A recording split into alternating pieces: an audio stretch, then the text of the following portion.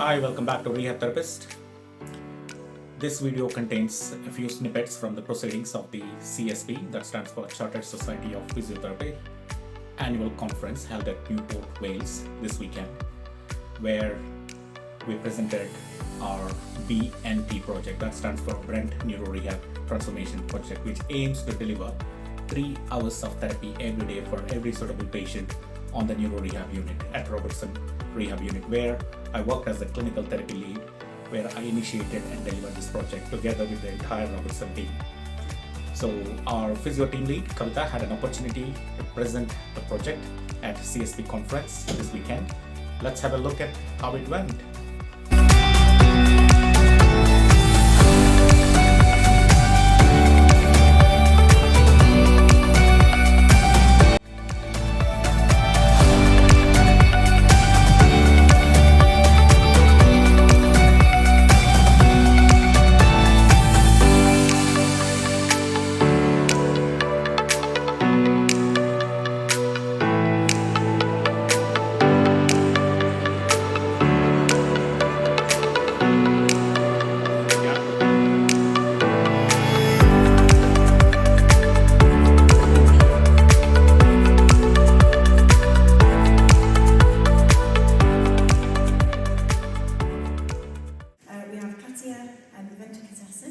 From Central London Community NHS Trust.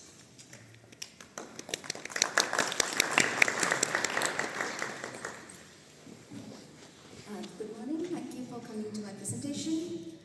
So this is about implementation of NICE guidelines through service redesign on how on one unit is delivered 3 hours of therapy a day. My name is Kavita Venkatesan. This is the outcome of a project that we did called Brent Neuro Transformation Project. We're based in Robertson Neuro Rehab in Wheelston, London. We're part of Central London Community Healthcare NHS Trust.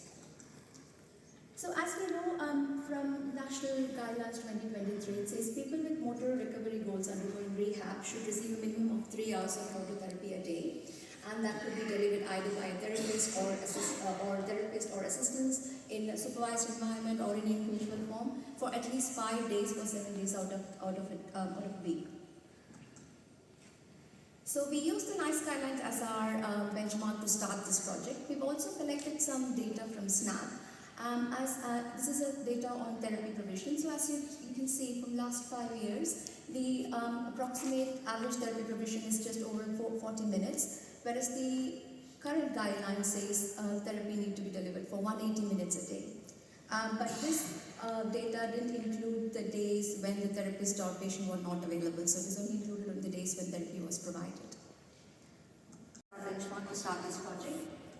So with the NICE guidelines and the GURF report, we as an MDT team, we made our own BNT project aim to provide 5 hours of therapy a day and to optimize staff timing, that is streamlining the system and processes to promote rehab ethos. By doing so, we were aiming to achieve improving patient outcome and enhance staff morale. So we narrowed down to one main primary goal, that is to deliver at least 3 hours of motor therapy a day for all suitable patients. So who is suitable patient? So we are a 20-bedded neuro rehab unit. So we've divided our patients into 3 categories. Category A is patient who can consent and tolerate 3 hours of therapy a day, or modifying a traditional one-to-one therapy session to something called active gym. Active gym is basically, it's an open gym environment. When patients are ready, they're brought to the gym. There is a video which I can play at the end, but to explain, if a therapist and a therapy assistant have 5 patients in their caseload, it was just over an hour, and post-project the therapy is between 3 to 4 hours, but that's an average, but in reality patients were receiving nearly 4 hours of session therapy a day. Category B patient who we thought fatigue would be a big issue, but they were able to tolerate and achieve. We've also collected some patient satisfaction with the therapy team. This is just to say with the efficient transformation and reduced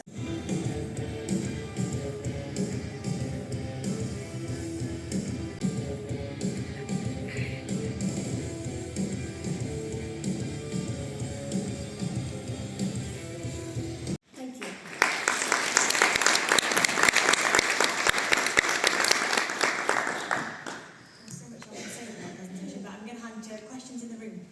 That patients were active with their families or with other staff So as we start on reporting the time, like taking the time. Then when we got used to it, it comes automatically. But it is no different from any other traditional one-to-one session where we bring the patient for a whole hour, but the active time, but when we write down the notes, it still says 1 hour. But out of 3 hours in a whole morning, a patient tends to have at least half an hour together as a break. So they still have a good 2.5 hours of session. Hi, thank you for your presentation. Just wanted to know if you collected any data on any outcome measures on the functional outcomes and changes that you observed Yeah. pre and post this. Thank you. And everyone asked that question.